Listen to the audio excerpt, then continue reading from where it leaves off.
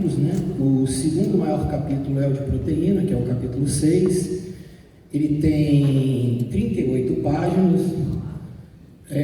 Assim, o layout em si do programa, ele é muito parecido com o do NRC 2001. Isso, para quem já mexia no 2001, facilitou a vida, né? De quem já tinha alguma experiência com 2001. Só que tem muita coisa diferente nessa história aqui, né? O relatório tem 18 páginas, e proteína e aminoácidos, só proteína e aminoácidos são 5 páginas de relatório, né? Então tem 5 páginas de relatório e essa tancaiada de número, né? É número que não acaba mais, né? Então não é muito amigável, né? São 5 relatórios com muitas variáveis, muitos números, e a gente tem que tentar se acostumar assim, o que eu preciso olhar, né? Porque não dá para ficar olhando tudo isso, quais são os principais, o que eu devo focar, para conseguir fazer alguma coisa boa com o programa, né? Então, esses são 3 relatórios, tem mais esses 2 relatórios aqui, tá? Uma diferença básica foi a eficiência do uso de proteína metabolizável, que mudou, né? Sabidamente ela não era fixa, né? Então, aquele negócio curvado ali, né? Isso aqui mostra claramente que ela não era fixa, né? Isso aqui não era fixo. O NRC usava isso com 0,67% a vida inteira, né? Aí, assim, a eficiência era fixa. O que acontecia? Para a vaca de alta produção, ele subestimava a demanda de proteína. Para a vaca de baixa produção, ele superestimava a demanda de proteína, acertava bem para a vaca com produção de leite de 32 a 35 litros de leite por dia, tá? Foi feito um estudo pela professora Marina Danés, acho que foi a Marina Danés e o Jorge, né, do Paraná, que fizeram para avaliar o que era melhor, né, se o NRC 2001 ou o NASE, o novo NASE, né? O foco do NRC novo na verdade, para proteína, né? Proteína do leite. E ele acerta, né, com essas análises que eles fizeram com o brasileiro, ele acerta muito mais do que o NRC antigo em relação à capacidade de predizer a produção de proteína do leite, né? Eu vou falar agora um pouquinho dos números dos relatórios. Então, esse primeiro relatório que ele avalia basicamente é suprimento de proteína metabolizável. O suprimento de proteína metabolizável é basicamente a soma da proteína microbiana mais a proteína não degradada. No NRC 2001, né, parte dessa predição de proteína microbiana usava NDT. No NRC 2021, nesse NASE, o que é usado é digestão de amido e FDN e suprimento de PDR, né? E tem, na verdade, a equação para calcular esse negócio, aquela equação que está embaixo ali, e essa é uma sugestão, assim, o comitê bate muito nisso, né? Eu devo formular a ração para 10% de proteína degradada. Se eu quiser mexer com proteína, em relação ao suprimento de proteína microbiana, e se eu pensar em RDP, né, eu devo formular a ração para no mínimo 10 e no máximo 12, tá? Eu tenho procurado trabalhar desse jeito, eu fico no 10 ou no 12, tá? Esse relatório aqui é um relatório de utilização da proteína metabolizável. A eficiência de uso, ela é variável, não é fixa, né? Ela não é fixa, ela considera, né, o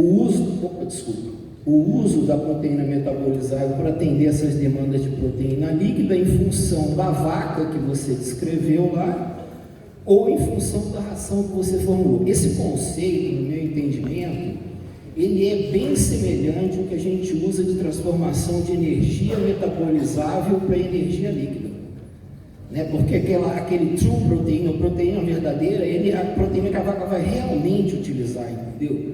Então, ele é um conceito semelhante à eficiência de uso da proteína, da energia metabolizável para energia líquida.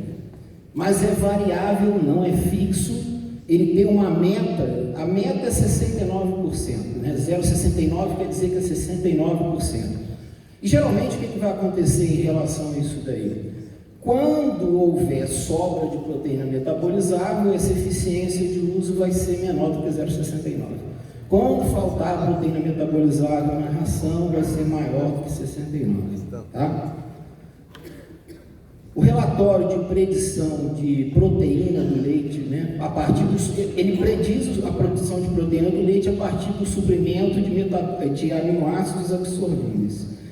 Não usa só o suprimento de aminoácido absorvível, ele usa o suprimento de energia digestível não proteína, mas ele tem também, né, dentro dessa previsibilidade, ele tem o peso das vacas. Então, assim, eu acho que colocar o peso real das vacas lá é uma coisa importante. Tem informação de peso real, ele tem um impacto da digestibilidade da FDN e o principal impacto, se você pegar lá, por exemplo, energia e aqueles 4 aminoácidos ali, aquilo ali é 80 e poucos por cento, 90% da proteína do leite, tá? Esses que estão assinalados ali, né? Acabou aquela história de relação lisina-metionina, focado só em lisina-metionina. Esses 2 trabalhos aqui são muito claros em dizer assim, ó, uma combinação infinita de aminoácidos pode levar ao mesmo resultado de produção de proteína no leite. Não tem mais como ficar querendo amarrar um aminoácido no outro. Não tem como fazer isso daí em relação ao novo NASM, né? Então, esse suprimento de aminoácidos absorvíveis, ele vem lá no relatório 6.4, né? Esse suprimento, por exemplo, de proteína não degradável vai ser dependente daquelas variáveis que estão em verde lá, e o suprimento de proteína microbiana depende das variáveis que estão em azul, tá? Depois, esses aminoácidos absorvíveis, eles são usados pela... Eu simplifiquei a tabela, né? Eu ranquei um monte de coluna, porque se eu ficar colocando aquelas colunas lá, a cabeça fica confundida com tanto de coluna. Eu juntei uma série de colunas e transformando aquela função lá não leite, né? Quando eu junto aquilo lá, aquilo tem a partição do uso de aminoácido pela vaca, que é o que está em cinza, o que está em azul é da ração que a pessoa formula, tá certo? Aquela coluna branca lá é a meta que eu teria de eficiência para o uso de cada aminoácido, daqueles aminoácidos que estão descritos lá, né? E as 2 últimas colunas, elas comparam a eficiência dos aminoácidos da vaca que eu descrevi, ou da ração que eu formulei, em relação à meta de eficiência de uso de aminoácidos, né?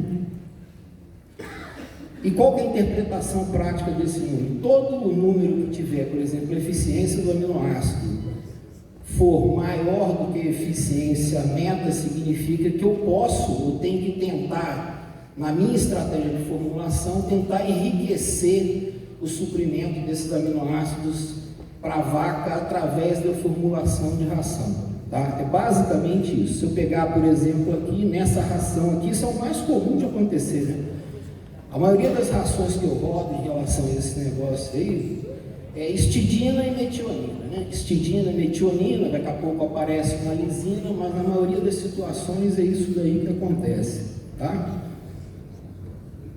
Então, como é que eu posso tentar resolver isso daí? Uma das maneiras de tentar resolver isso daí é tentar maximizar a síntese de proteína microbiana, fazer combinações de fontes de proteína na ração das vacas, fazer inclusão de proteína bypass na ração ou fazer inclusão de aminoácido protegido, né? E as alternativas que a gente tem basicamente para isso são metionina e lisina, né? Isso aí é clássico, né? Assim, eu não tenho um alimento perfeito para pôr na ração da vaca, né? O que eu tenho que fazer é tentar combinar e tentar melhorar o equilíbrio de aminoácidos. O conceito é basicamente esse. Assim, com certeza, eu vou colocar um negócio na ração, vou perder lisina, eu posso ganhar metionina. Vou colocar um negócio na ração, eu ganho lisina, vou perder metionina. É combinação de alimentos, né? E eu vou falar alguma coisa a respeito dessa questão de combinação de fontes, né? Eu vou focar basicamente nisso daí, eu vou falar de 2 experimentos, né? Na verdade, existem 3 experimentos com o mesmo produto no Brasil, todos mandaram o resultado para o mesmo lugar. Vaca aumentando produção de leite e vaca aumentando síntese de proteína do leite. Os 3 experimentos, um foi feito na UFG, um foi feito na UFLA, um foi feito na USP. O primeiro que foi feito foi esse da UFG, né? Foi quando lançaram o produto. Nós fizemos um experimento de mestrado com esse produto, né, que foi da Bruna, né, a ração do experimento da Bruna era esse daqui, tá? E vejam que assim, interessante é que na substituição de até, o que eu fiz? Nós tirávamos 27% da proteína bruta do farelo de soja e substituíamos por proteína de um DDGY, no caso era o Flex Pro, tá certo? E depois também fizemos uma substituição de 51% da proteína bruta, tá certo? Do farelo de soja pelo Flex Pro. A resposta foi quadrática, guarda esse número, 27% de substituição, foi onde as vacas tiveram a maior produção de leite e a maior produção de proteína do leite. Esse é o experimento da UFG, foi o primeiro que foi feito. Aí o segundo experimento foi o do Kiko, né, do Marcos Neves. O do Kiko tem uma característica muito interessante em relação ao experimento que a gente conduziu. Porque o do Kiko, ele é um experimento que a gente chama de delineamento contínuo. A vaca entra no tratamento e ela fica no tratamento muito tempo, né? Porque às vezes tem uma resposta de proteína assim, que você põe, né, e você não consegue captar todo o potencial de resposta quando você fica rodando vaca em tratamento. Isso daí não, a vaca entrou e ficou 56 dias no experimento, tá? Receberam o mesmo tratamento. No caso do Kiko, ele substituiu 36% da proteína do farelo de soja também pelo Flex Pro, né? Mesma coisa, as vacas subiram o leite, né? Mais ou menos 1 litro de leite, aumentaram a proteína do leite. Outra coisa que é característica, o nitrogênio no leite baixa, né? Ou seja, a proteína é menos degradável, é um resultado esperado, né? As vacas reduzirem a concentração de nitrogênio no leite, né? Então, olha só o gráfico do experimento do Marcos Neves, né? Tá vendo? O tempo todo, as vacas que tinham 36% de substituição da proteína do farelo de soja por esse produto produziram mais ali, tá? A resposta média foi 900 gramas a mais de leite por dia. E aí, se a gente simular isso no NASEM lá, a gente vai ver que tem toda a lógica. Ele consegue pegar, né? Que isso seria previsível, aumentar essa resposta em função de eu misturar fontes de proteína, não trabalhar com uma única fonte de proteína na ração, né? Tá bem claro isso daqui, tá vendo? Se eu pegar lá no segundo, tá vendo? O suprimento sobe de 526 para 533, a proteína vai de 814 para 864, quando eu passo para 51 ela cai, né? Então eu fui em 27, quando eu fui para 51 eu perdi proteína no leite. O outro eu fui a 36, ela ganhou. E o experimento da USP, foi 30%, também ganhou igualzinho do Marcos, 900 gramas de leite a mais, aumento de proteína no leite, redução de nitrogênio no leite, né? Então assim, o programa consegue, né? Ele tem essa capacidade de previsibilidade melhor do que o NRC 2001, tá?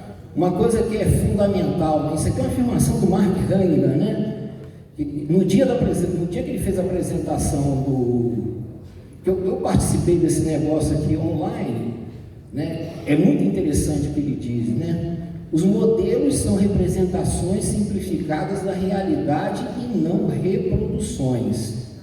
Então, todos os modelos, coloca isso na cabeça, todos estão errados, mas alguns são úteis.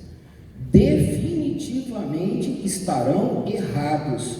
Não precisam ser perfeitos, só precisam ser melhores. Tá certo?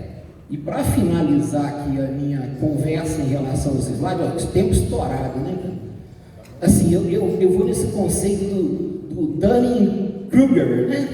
Assim, eu não sei onde eu estou aqui, cara. Com certeza eu não estou naquele sei muito, tá certo? Eu me vejo nesse programa, trabalhando com esse programa, basicamente naquele negócio de... Tem uma hora que eu vou com não sei nada, tá certo? É muito mais complexo do que eu pensava. Às vezes eu estou começando a saber e fico rodando ali, ó. Nunca fui para aquele poço com esse conhecimento, né? Eu acho que em relação à proteína, a maioria tem esse sentimento quando a gente fala de proteína no NRC, né? Então, o meu obrigado pela atenção de vocês. Eu estourei acho que 1 minuto, né? E é isso aí que eu tinha para falar. Muito obrigado pela atenção de todos.